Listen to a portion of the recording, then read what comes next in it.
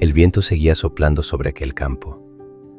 Los cerdos continuaban buscando alimento entre el barro, y el joven permanecía sentado en el suelo, con la mirada perdida, con el estómago vacío, pero sobre todo, con el corazón completamente quebrantado. Nunca imaginó que su vida terminaría así. Había salido de la casa de su padre creyendo que conquistaría el mundo, y ahora ni siquiera tenía un pedazo de pan para llevarse a la boca. Qué engañoso puede ser el pecado. Siempre promete más de lo que puede cumplir. Promete libertad, pero termina esclavizando. Promete felicidad, pero deja un vacío imposible de llenar. Promete vida, pero conduce a la destrucción.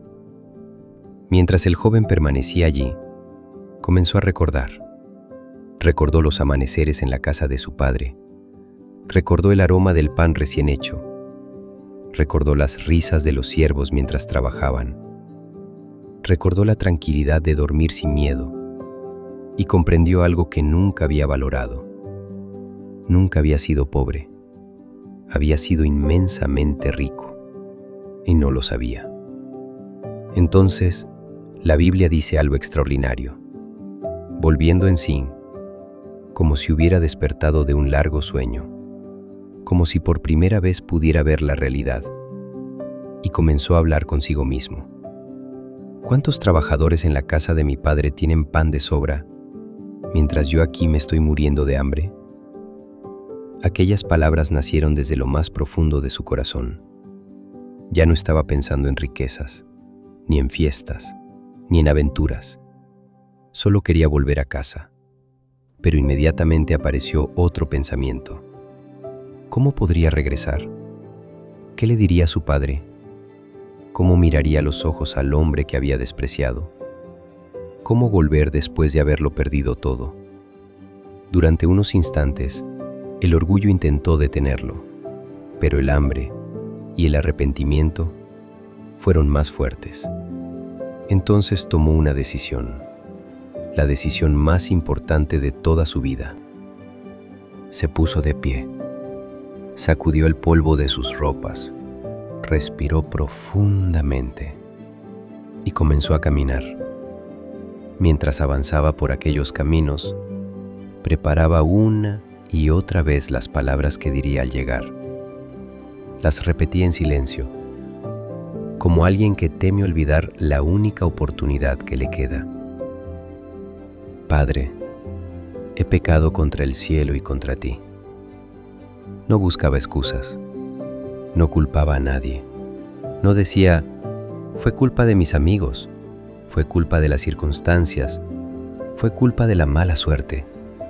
Por primera vez, reconocía su responsabilidad y continuaba diciendo, ya no soy digno de ser llamado tu hijo. Qué diferentes eran aquellas palabras de las que había pronunciado el día que se marchó. Antes había exigido, ahora solo pedía. Antes reclamaba derechos, ahora reconocía que no merecía nada. Y seguía ensayando. Hazme como a uno de tus trabajadores. No esperaba recuperar su habitación, no esperaba una fiesta, no esperaba abrazos. Solo esperaba encontrar misericordia. Mientras tanto, muy lejos de allí, había alguien que también esperaba. Cada mañana, un hombre salía de su casa, miraba el camino y permanecía en silencio. Los vecinos ya se habían acostumbrado a verlo allí. Quizás algunos pensaban que estaba perdiendo el tiempo. Otros seguramente comentaban, tu hijo jamás volverá. Pero aquel padre nunca dejó de esperar, porque el amor verdadero nunca deja de tener esperanza. No sabía cuándo regresaría, no sabía cómo regresaría. Solo sabía una cosa: si algún día aparecía en el horizonte, él estaría allí para recibirlo. Pasaron los días, y una mañana, mientras el sol apenas comenzaba a iluminar el camino, el padre vio una figura a lo lejos.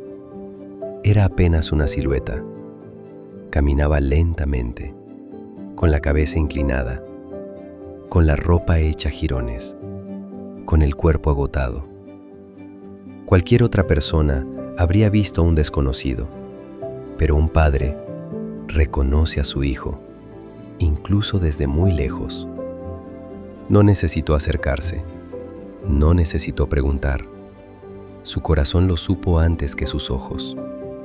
Era su hijo, el hijo que había esperado, el hijo por el que seguramente había orado, el hijo que nunca dejó de amar. Y ocurrió algo completamente inesperado. En aquella cultura, los hombres mayores no corrían. Era considerado indigno. Pero aquel padre no pensó en las costumbres, no pensó en su reputación, no pensó en lo que dirían los demás. Levantó su túnica y comenzó a correr. Corrió como nunca antes. Cada paso lo acercaba nuevamente al hijo que había creído perdido. Y mientras el joven seguía caminando con la cabeza baja, escuchó unos pasos acercándose. Levantó lentamente la mirada. Y antes de poder reaccionar, su padre ya estaba frente a él. No hubo reproches, no hubo preguntas, no hubo un largo discurso. El padre simplemente lo abrazó con todas sus fuerzas, como si jamás quisiera volver a soltarlo. El joven olía a polvo, a camino, a pobreza, pero al padre nada de eso le importó. Porque el amor siempre reconoce primero a la persona antes que a sus errores. Entonces el hijo comenzó a decir las palabras que había preparado durante todo el camino, con la voz entrecortada, con lágrimas cayendo por su rostro. Padre, he pecado contra el cielo y contra ti. Ya no soy digno de ser llamado tu hijo. Pero antes de que pudiera terminar, el padre lo interrumpió. No porque no quisiera escucharlo, sino porque su amor era mucho más grande que su culpa. Se volvió hacia los siervos y exclamó con alegría: «¡Rápido! Traigan la mejor ropa y vístanlo». Aquella ropa no era solamente un cambio de vestimenta, era una restauración.